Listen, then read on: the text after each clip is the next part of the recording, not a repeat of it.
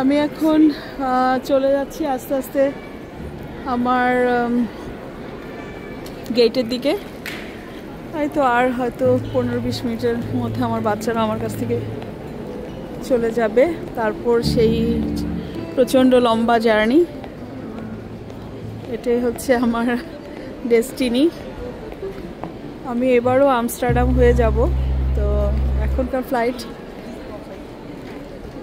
Vancouver থেকে Amsterdam সম্ভবত 9.5 ঘন্টা অথবা 10 ঘন্টা।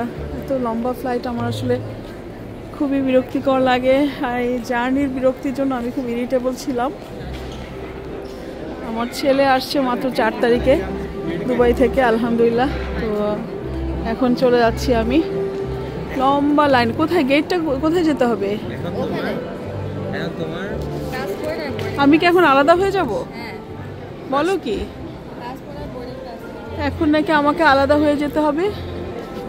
তো আমাদের ওয়াইবিআর এয়ারপোর্টটা